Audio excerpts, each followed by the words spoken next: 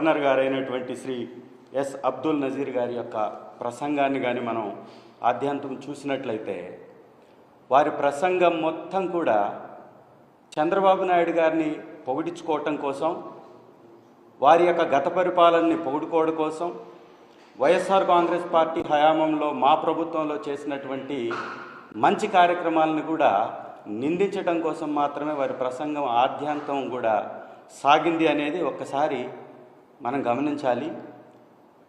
వారి యొక్క ప్రసంగం కేవలం ప్రతిపక్ష పార్టీని తిట్టడానికో, ప్రతిపక్ష పార్టీ మీద దుమ్మెత్తిపోయడానికో వారి ఆ ప్రసంగాన్ని ఉపయోగించారు తప్ప, ఈ 5 ఏళ్ల కాలంలో ఈ కూటమి ప్రభుత్వం ఈ రాష్ట్ర ప్రజల కోసం, ఈ రాష్ట్ర ప్రయోజనాల కోసం, రాష్ట్ర అభివృద్ధి కోసం ఎలాంటి చర్యలు చేపట్టబోతుందో, ఏ విధమైనటువంటి విధి విధానాలతోటి ముందుకు వెళుతుందో దాని గురించి ఎక్కడ కూడా ప్రస్తావించకపోవటం కొంత ఆశ్చర్యాన్ని కలిగించింది, విస్మయాన్ని కూడా కలిగించింది.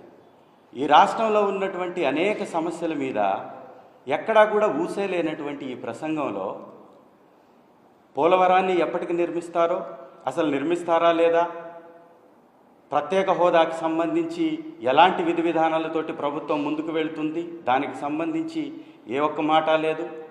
దానితో పాటుగా అమరావతిని నిర్మిస్తామని చెప్తున్నారు. ఎప్పటి వరకు నిర్మిస్తారు, ఎలా నిర్మిస్తారు, ఏ విధంగా ప్రజలకు ఉపయోగపడేటటువంటి రాజధానిని ఇక్కడ నిర్మించబోతున్నారు చెప్పేటటువంటి ప్రయత్నం కూడా జరగకపోగా, కేవలం చంద్రబాబు నాయుడు గారి యొక్క 2014-19 కాలంలో అద్భుతాలు జరిగినట్టుగా వారు మాట్లాడడం అనేది చాలా శోచనీయంగా మనకు కనపడుతుంది. నిజంగా ఒక గవర్నర్ గారు వచ్చారు రాష్ట్రానికి, వారు ప్రసంగిస్తున్నారంటే ఈ రాష్ట్రం ఏ విధమైనటువంటి డెవలప్మెంట్ని సాధించబోతుందో వారి మాటల్లో వినాలని చాలామంది ఆశపడతారు. కానీ వారి ఆశలన్నీ కూడా గల్లంతయ్యాయి. ఎక్కడా కూడా ఆ ప్రయత్నం చేయకపోగా కేవలం మా ప్రభుత్వాన్ని నిందించటానికి, అబద్ధాలు, అసత్యాలని వారి నోటి ద్వారా కూడా మాట్లాడించడానికి మాత్రమే ఈ ప్రభుత్వం ప్రయత్నం చేసింది తప్ప ఇంకొకటి కానే కాదు. వారు ఇచ్చినటువంటి హామీల విషయంలో ఏ విధంగా ఆ హామీల్ని నెరవేర్చబోతున్నారు, ఏ విధంగా ఆ హామీల్ని ప్రజలకి ఎప్పటి నుండి ఇవ్వబోతున్నారు, వాటికి సంబంధించి ఎక్కడా కూడా ఊసేలేదు. కేవలం ఊకదంపుడు ఉపన్యాసాలు తప్ప ఇంకొకటి వారి ప్రసంగంలో కనపడకపోవడం అనేది నిజంగా ఆశ్చర్యాన్ని కలిగించింది. ఇంకొక విషయం మీద కూడా వారు దాటవేసేటటువంటి ప్రయత్నం చేశారు. సూపర్ 6 పేరుతోటి హామీలు ఇచ్చినటువంటి ప్రభుత్వం ఆ సూపర్ 6ని ఎప్పటి నుంచి అమలు పరుస్తుందో చెప్పకపోగా, వాటికి సంబంధించినటువంటి విధి విధానాల గురించి కూడా ఎక్కడ ప్రస్తావించకపోవటం ఆశ్చర్యంగా అనిపిస్తుంది. గవర్నర్ గారి ప్రసంగంలో 39వ పాయింట్ని కానీ ఒకసారి గమనిస్తే, ఈ హామీలను మొత్తాన్ని కూడా అమలు పరచడానికి ఆర్థిక పరిస్థితి బాగలేదు అనే విధంగా అర్థం వచ్చే విధంగా వారు మాట్లాడడాన్ని కానీ గమనించినట్లయితే, ఇక ఈ ప్రభుత్వం ఈ పథకాలని ఖచ్చితంగా ఇవ్వదు ప్రజలకి, ఈ పథకాల మీద దృష్టి లేదు, ఈ పథకాలు ఇవ్వకుండా దాటవేసేటటువంటి ప్రయత్నం చేస్తున్నట్టుగా కూడా మనకు చాలా స్పష్టంగా కనపడుతుంది. ఈ రాష్ట్రంలో జరుగుతున్నటువంటి హత్యాకాండ మీద కూడా ఒక్క మాట మాట్లాడకపోవడం కూడా ఒకంత ఆశ్చర్యాన్ని కూడా కలిగించింది. వనరుల గురించి కానీ లేకపోతే ఇంకొక విషయం మీద కూడా ఎక్కడా కూడా వారు మాట్లాడకపోవడం కూడా చాలా దుర్మార్గంగా ఈ యొక్క ప్రసంగం మొత్తం సాగింది అనేది వాస్తవం. ఈ రాష్ట్రంలో వైఎస్ఆర్ కాంగ్రెస్ పార్టీ తీసుకొచ్చినటువంటి అనేక గొప్ప పథకాలని ఎలక్షన్ సమయంలో ఈ ప్రభుత్వం అడ్డుకుంది. దానికి సంబంధించి కూడా ఎక్కడా కూడా ఆ పథకాలను ఇచ్చేటటువంటి ప్రయత్నం చేయలేదు. 2014 నుంచి 19 వరకు చంద్రబాబు నాయుడు గారు దిగిపోతున్నటువంటి కాలంలో వారు దిగిపోయినప్పుడు రాష్ట్రంలో కేవలం 100 కోట్ల బడ్జెటే ఉంటే, ఈరోజు మా ప్రభుత్వం దిగిపోయే కాలానికి దాదాపు 7,000 కోట్లు ఈ యొక్క ఖాతాలో ఉంది, ప్రభుత్వ ఖజానాలో ఉంది. అంటే ఇవ్వాల్సినటువంటి పథకాలకు కావాల్సినటువంటి డబ్బు ఆల్రెడీ ఉంది. అయినా కూడా ప్రభుత్వం 9,000 కోట్లు ఆర్బీఐ దగ్గర నుంచి అప్పులు తీసుకొచ్చింది. దాదాపు ఈ ధాన్యం కొనుగోలు కోసం 3,200 కోట్లు అప్పు చేయడానికి మళ్ళీ క్యాబినెట్ పర్మిషన్ ఇచ్చింది, మరొక 2,000 కోట్ల రూపాయలకి సంబంధించి కూడా క్యాబినెట్ పర్మిషన్ ఇచ్చింది. అంటే దాదాపు 14,200 కోట్లు అప్పు చేయడానికి మాత్రం ఈ ప్రభుత్వానికి ఈ 30 రోజుల సమయంలో వారికి దాని మీద ఉన్నటువంటి శ్రద్ధ, దానికోసం వారు ప్రయత్నం చేయడం కానీ, వారు దాన్ని సాధించటానికి వారు చేసినటువంటి చర్యలు కానీ ఈ రాష్ట్రంలో నెలకొన్నటువంటి హత్యాకాండని ఆపడానికి మాత్రం ప్రయత్నం చేయలేదు. అప్పుల ఆంధ్రాగా ఈ రాష్ట్రాన్ని మార్చివేశారని గత మా ప్రభుత్వాన్ని నిందించినటువంటి గవర్నర్ గారు ఈ కేవలం 30 రోజుల కాలంలో 14,200 కోట్ల రూపాయల అప్పు ఎందుకు చేశారు అనేది మాట్లాడకపోవడం కూడా ఇది ఒక దుర్మార్గం. అంటే ఒక రోజుకి దాదాపు 450 కోట్ల పైచిలుకు అప్పు చేసినటువంటి ప్రభుత్వాన్ని కనీసం దాని గురించి ప్రస్తావించకపోవటం కూడా గవర్నర్ గారి ప్రసంగంలో మనం గమనించవచ్చు. అంటే చంద్రబాబు నాయుడు గారు అధికారంలోకి వచ్చారు కాబట్టి చంద్రబాబు నాయుడు గారు ఏది రాసిస్తే అది చదివినట్టుగానే ఉంది తప్ప ఈ రాష్ట్రం కోసం, రాష్ట్ర ప్రజల కోసం వారి ప్రసంగంలో ఏ కొంచెం కూడా మంచి జరిగేటటువంటి ఆలోచన కనపడలేదనేది కూడా వాస్తవం. ధ్వంసం చేశారు అని కూడా వారు మాట్లాడారు. 2019 నుంచి 24 వరకు ఈ రాష్ట్ర ఖజానాకి ఏదో అన్యాయం జరిగినట్టుగా వారు మాట్లాడారు. సార్ గవర్నర్ గారు, మీరు దాదాపుగా 2019, 2004 మధ్య సంవత్సరంలో చంద్రబాబు నాయుడు గారి పరిపాలనలో 54 ప్రభుత్వ రంగ సంస్థలు ప్రైవేటీకరించబడ్డాయి. 22 సంస్థల్ని ఉనికిలో లేకుండా చేశారు. ఈ రాష్ట్రంలో అనేక సంస్థల్ని ప్రైవేట్ పరం చేశారు. ఎన్నో విధాల రాష్ట్ర ఖజానాన్ని దోచుకున్నారు. ఇవాళ మీరు ఇసుక విధానం మీద కూడా మాట్లాడారు. చంద్రబాబు నాయుడు గారి పరిపాలనా సమయంలో 100 కోట్ల పెనాల్టీ గ్రీన్ ట్రిబ్యునల్ వేసింది ఇసుకను దోచుకున్నటువంటి దాని మీద. దాదాపు మా ప్రభుత్వంలో 3,850 కోట్ల రూపాయలు ప్రజా ఖజానాకు వచ్చి ఇసుక ఒక పారదర్శక విధానంతో సప్లై చేయబడ్డటువంటి విషయాన్ని కూడా వక్రీకరించి మాట్లాడడం అనేది నిజంగా దారుణమైనటువంటి చర్య. ఇవన్నీ కూడా ప్రజలు గమనించాలి. గవర్నర్ గారి ప్రసంగం ముగిస్తూ కూడా వారు స్వామి వివేకానంద గారి మాటలతోటి ముగించారు. నిజంగా వివేకానంద గారు చెప్పినటువంటి మాటలను ఒకసారి అర్థం చేసుకోండి. గవర్నర్ గారు వారు చెప్పినటువంటి మాటలు మీరు ఉదాహరించారు తప్ప అమలు పరచలేదు, ఆచరించలేదు. ఇది మీరొక్కసారి దీన్ని కూడా మీరు తిరిగి చూసుకోవాలని మీకు సెలవిస్తూ, షర్మిలమ్మ గారు కూడా ఇవాళ బయటకు వచ్చారు.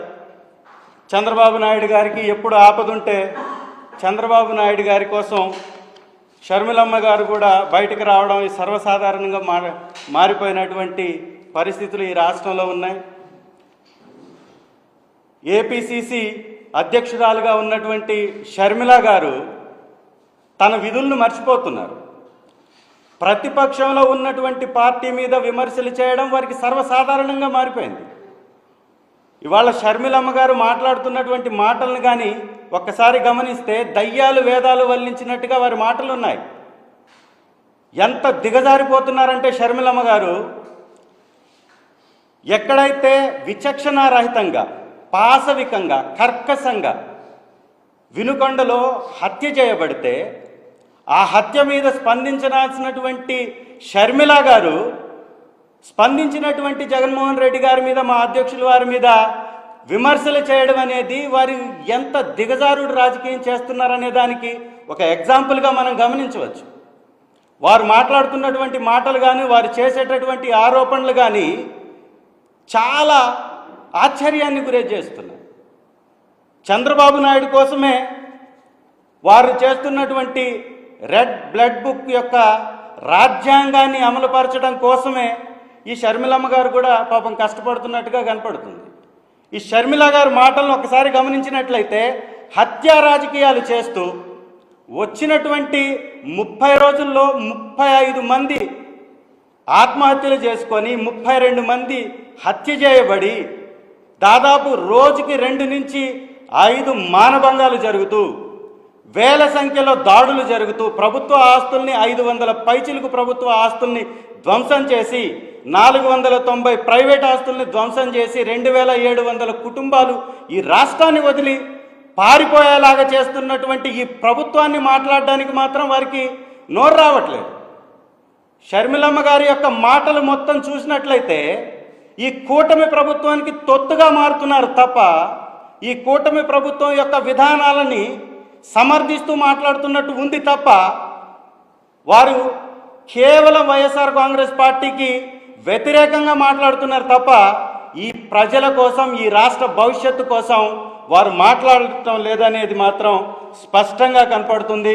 వారి విధానం చాలా స్పష్టం. ఈ రాష్ట్రంలో జరుగుతున్నటువంటి హత్య రాజకీయాలకి మళ్ళీ గతంలో జరిగినటువంటి వివేకానంద రెడ్డి గారి హత్య కేసుకి ముడిపెట్టి మాట్లాడడం అనేది వారి దిగజాడు రాజకీయానికి పరాకాష్ట. ఇవాళ వైఎస్ వివేకానంద రెడ్డి గారి హత్య కేసుని ఎంక్వైరీ చేస్తుంది ఎవరు? సెంట్రల్ గవర్నమెంట్లో ఉన్నటువంటి ఎన్డీఏ ప్రభుత్వం. ఎన్డీఏ ప్రభుత్వానికి కూటమిగా ఉన్నటువంటి తెలుగుదేశం ప్రభుత్వానికి మీరు మద్దతు ఇస్తున్నారు అంటే ఈ ప్రభుత్వం చేస్తున్నటువంటి దాష్టికాలకి మీరు మద్దతు ఇస్తున్నారంటే ఈ హత్యాంధ్రగా మారుస్తున్నటువంటి ఈ కూటమికి మీరు మద్దతు ఇస్తున్నారంటే మీరు వారి చేతుల్లో బందీగా మారిపోయారని అర్థమవుతుంది. మీకున్నటువంటి కక్ష, మీకున్నటువంటి ద్వేషం, మీకున్నటువంటి పగ దేనికోసమో మీరు చెప్పాలి. షర్మిలమ్మ గారు, మీ మాటలు మీరు తెలుగుదేశం పార్టీకి తోక పార్టీలాగా కాంగ్రెస్ని మారుస్తున్నట్టుగానే కనపడుతున్నాయి తప్ప ఈ రాష్ట్ర ప్రజల కోసం కాదు అనేది మాత్రం స్పష్టంగా అర్థమవుతుంది. నిజంగా ఇంత ఘోరమైనటువంటి పరిపాలన గతంలో ఎప్పుడు కూడా మనం ఎవరూ గమనించి ఉండం. 30 రోజుల్లో ఇన్ని దాడులు, ఇవన్నీ ప్రజలందరికీ అర్థమయ్యే విధంగా చూపిస్తున్నటువంటి ఛానళ్ళ మీద నిషేధం, మాట్లాడుతున్నటువంటి వ్యక్తుల మీద కేసులు, ఎవరన్నా నాయకులు బయటకు వచ్చి మాట్లాడితే వారికి ఏదో ఒక అక్రమ సంబంధాలను అంటగట్టడం, ఏదో ఒక కేసుల్లో బందీగా చూపించటం, ఒక తప్పుడు కేసుల్ని బనాయించటం, జైలులో పెట్టేటటువంటి కార్యక్రమాలు చేపట్టడం, లేదా వారి మీద దాడులు చేయించడం, ఇదా రాజకీయం అంటే? 30 రోజుల్లో ఇవన్నీ ఎందుకు జరుగుతున్నాయంటే చాలా స్పష్టం. చంద్రబాబు నాయుడు గారు ఇచ్చినటువంటి 6 హామీలను అమలు పరచలేనటువంటి హామీలు ప్రజలకి ఇవ్వలేక అబద్ధాలతోటి, అసత్యాలతోటి, తప్పుడు మేనిఫెస్టోతోటి అధికారంలోకి వచ్చినటువంటి చంద్రబాబు నాయుడు గారు ఒక్క పథకాన్ని ఇవ్వడానికి ఈ 40 రోజులు సమయం తీసుకుంటే మిగిలిన పథకాలు ఇవ్వడానికి ఎన్ని రోజులు సమయం తీసుకుంటారో ఒక్కసారి ప్రజలందరూ కూడా ఆలోచించాలి. దాదాపు ఖజానాలో ఉన్నటువంటి పథకం పెన్షన్ ఇవ్వడానికి ఖజానాలో ఉన్న డబ్బు సరిపోతుంది. అయినా కూడా 14,200 కోట్లు అప్పు చేశారు. ఈ డబ్బంతా ఎవరి జేబుల్లోకి వెళ్ళిపోయింది? 75 లక్షల టన్నుల ఇసుక మా ప్రభుత్వం దిగిపోయే కాలానికి ఆ యొక్క డంపింగ్ యార్డ్స్లో ఉంటే వీరి ప్రభుత్వం శ్వేతపత్రాల పేరుతోటి అబద్ధపు పత్రాలని ప్రచారం చేస్తూ చెబుతూ 40 లక్షల టన్నుల ఇసుక మాత్రమే స్టాక్ యార్డుల్లో ఉందని వారు చెప్పారంటే మిగిలినటువంటి 35,000 లక్షల టన్నుల ఇసుక ఎవరి ఖాతాల్లోకి వెళ్ళింది? ఎవరు తరలించేశారు? ఏ దుర్మార్గులు దోచుకున్నారు? ఏ దోపిడీదారులు ఈ మొత్తం ఇసుకని తినివేశారు? ఇది కూడా బయట పెట్టాల్సినటువంటి అంశం. చంద్రబాబు నాయుడు గారు పూర్తిగా పరిపాలన చెయ్యలేక, పరిపాలన చేతగాక, ఈ పథకాలు ఇవ్వలేక ఈరోజు వారు ఓటాన్ బడ్జెట్ ప్రవేశపెడుతున్నట్టుగా కూడా ప్రకటించారు. నిజంగా ఓటాన్ బడ్జెట్ 7 నెలల కాలం ఏ ప్రభుత్వం అయినా, కొత్తగా వచ్చినటువంటి ప్రభుత్వం గత చరిత్రలో ఎప్పుడన్నా కానీ పెట్టినటువంటి ఉదాంతం ఉందా? ఒక్కసారి గమనించండి. ఎప్పుడు కూడా లేదు. ఓటాన్ బడ్జెట్ 7 నెలలు కొనసాగించాలి అని అనుకుంటున్నారంటే దానికి కారణం ఏంటంటే వారు ఇచ్చినటువంటి పథకాలకి కేటాయింపులు చేయాలి. కేటాయింపులు చేసి ప్రజలకి పథకాలు అందించాలని ఆలోచన లేదు కాబట్టి, అవి చెయ్యలేదు కాబట్టి ప్రభుత్వం ఓటాన్ అకౌంట్ ద్వారా, ఓటాన్ బడ్జెట్ ద్వారా దాన్ని తాత్కారం చేసి దాన్ని దాటవేసేటటువంటి ప్రయత్నం చేస్తున్నారు. కొత్తగా ఏర్పడ్డటువంటి ఏ ప్రభుత్వం అయినా కానీ ఫుల్ బడ్జెట్ ప్రవేశపెడుతుంది. ఆ బడ్జెట్లో వారు ఇచ్చినటువంటి హామీల్ని ఎలా అమలు పరుస్తారో, వాటి కేటాయింపులు ఎలా చేస్తారో చెప్తారు. ఇవాళ అది చెప్పకుండా ఓటాన్ బడ్జెట్ ఇవ్వడానికి కారణమే ఈ పథకాలని ఎగ్గొట్టేటటువంటి ప్రయత్నం తప్ప ఇంకొకటి కాదు. మరొక ముఖ్య విషయం, ఇవాళ అసెంబ్లీలో కూడా ఈ రాష్ట్రంలో జరుగుతున్నటువంటి దాడుల మీద, ఈ రాష్ట్రం అప్పుల కుప్పగా మారుతున్నటువంటి విధానం మీద, హత్యాకాండ మీద, మానభంగాల మీద మాట్లాడడానికి గవర్నర్ గారిని కూడా గతంలో కూడా కలవడం జరిగింది మా పార్టీ తరఫు నుంచి. ఇవాళ కూడా గవర్నర్ గారికి మా ఆవేదనను చెప్పుకునేటటువంటి ప్రయత్నం చేశాం. కానీ గవర్నర్ గారు కూడా దానికి స్పందించకపోవడంతో మేము బయటకు రావాల్సినటువంటి పరిస్థితి వచ్చింది. ఇవాళ ప్రభుత్వం చేస్తున్నటువంటి తప్పులని ప్రతిపక్ష పార్టీగా, ఏకైక ప్రతిపక్ష పార్టీగా, ఈ రాష్ట్రంలో ఉన్నటువంటి పార్టీలన్నీ అధికార పార్టీతోటి కూటమిగా ఉన్నప్పుడు ఒకే ఒక్క ప్రతిపక్ష పార్టీగా, ప్రతిపక్ష నాయకుడిగా జగన్మోహన్ రెడ్డి గారికి అవకాశం ఇస్తే వారి తప్పుల్ని ఎత్తి చూపుతాం. కాబట్టి వారు చేసేటటువంటి ఈ దుర్మార్గాన్ని ప్రశ్నిస్తాం. కాబట్టి ప్రతిపక్ష హోదా కూడా లేకుండా చేయాలనేటటువంటి ఒక దుర్బుద్ధితోటి ఈ ప్రభుత్వం వ్యవహరిస్తున్నటువంటి తీరు మీద కూడా ప్రజలందరూ ఆలోచించాలి. ఢిల్లీలో 70 సీట్లకు కానీ 3 సీట్లు వచ్చినటువంటి పార్టీకి ప్రతిపక్ష హోదా ఇస్తే 40% ఓటింగ్ సాధించినటువంటి వైఎస్ఆర్ కాంగ్రెస్ పార్టీకి ప్రతిపక్ష హోదా ఇవ్వాలా లేదా ప్రజలు ఒక్కసారి గమనించండి.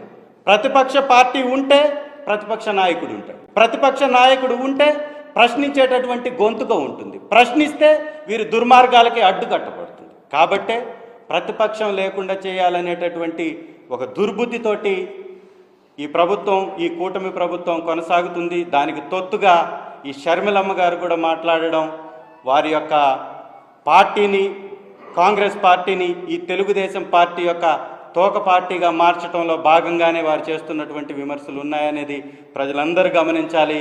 కాబట్టి ఈ కూటమి ప్రభుత్వంలో 30 రోజుల్లో ఒక పెద్ద అపవాదుని మూటగట్టుకొని ఈ ప్రజల శ్రేయస్సుని మరిచి, ఈ ప్రజల యొక్క అభివృద్ధిని మరచి, ఈ ప్రజల యొక్క సంక్షేమాన్ని మరచి భిక్షగాళ్లకు వేస్తున్నట్టుగా 5 రూపాయలు భోజనం పెట్టడం ఏదో గొప్ప కార్యక్రమంగా గవర్నర్ గారి ప్రసంగంలో దాన్ని కూడా ప్రస్తావించడం అనేది నిజంగా వారి యొక్క రాజకీయానికి పరాకాష్ఠగా మనం చూడాలి.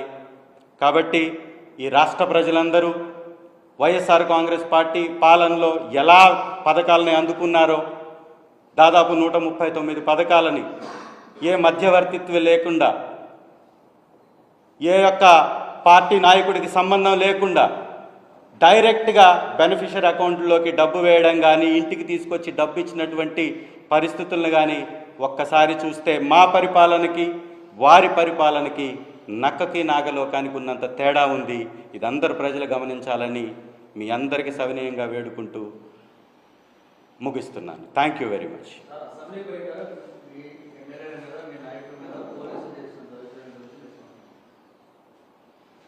సారీ.